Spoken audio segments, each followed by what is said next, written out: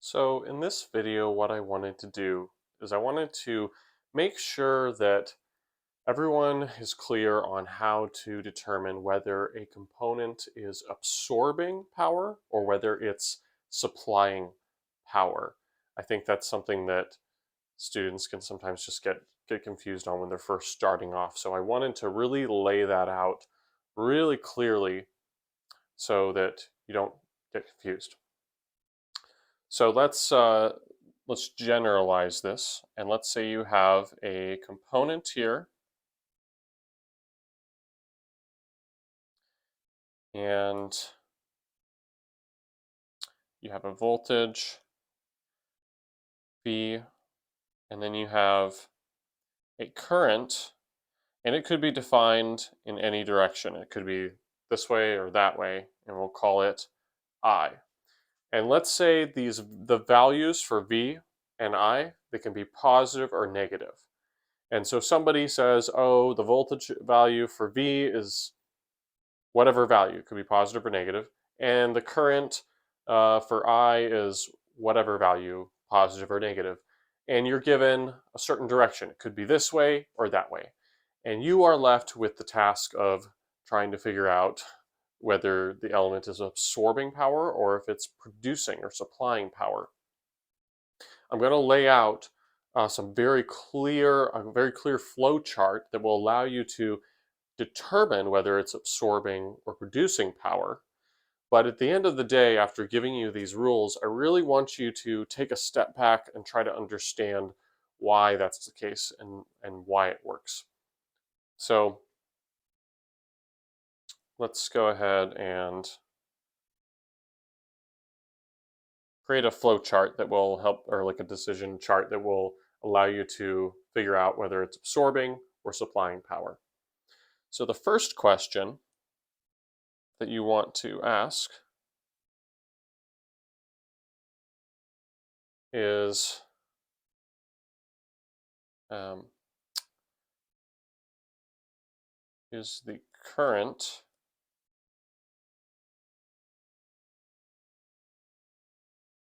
pointing into the plus sign of the voltage? If the answer is yes,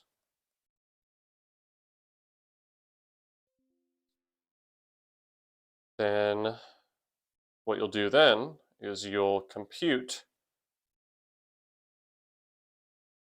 the power, which is the voltage times the current. So you'll just take the numbers they give you, even if they're whatever sign they're given, and you multiply them together and get what the power is. And that number could be positive or negative. Then what you do is you then have to ask the question, is P negative?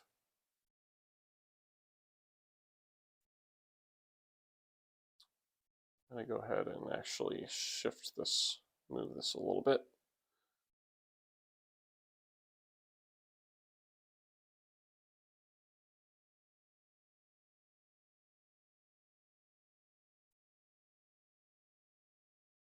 There we go. So if yes,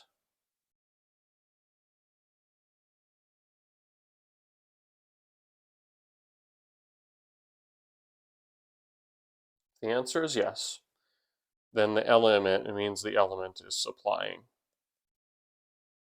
power. If no, it means it's absorbing.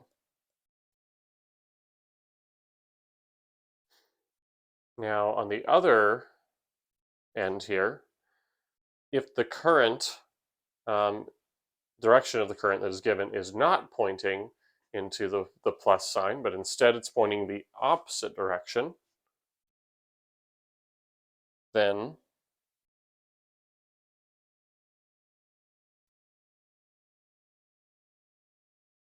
go ahead and first compute the power just like normal. E equals V times I. Then ask yourself the question, the same question, is P negative, is it less than 0?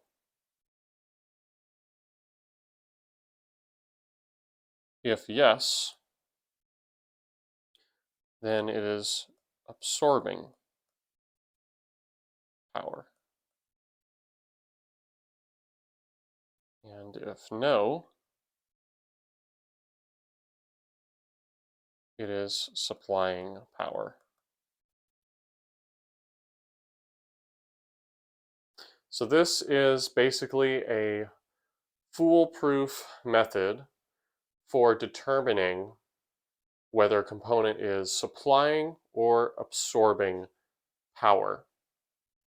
And essentially, though, the the reason all of this is true, I encourage you to kind of just go through this and try to make sense of it.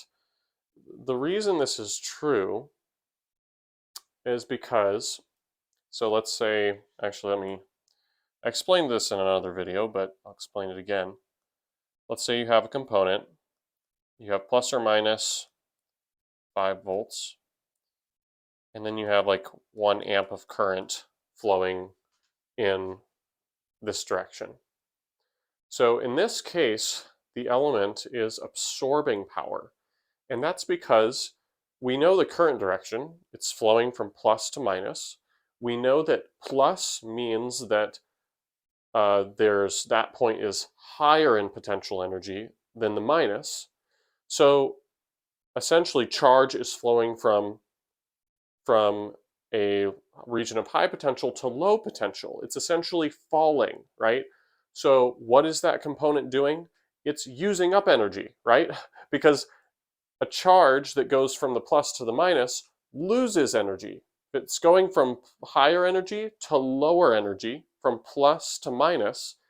It loses energy, which means that this thing's burning up power. It's absorbing it. It's like a load.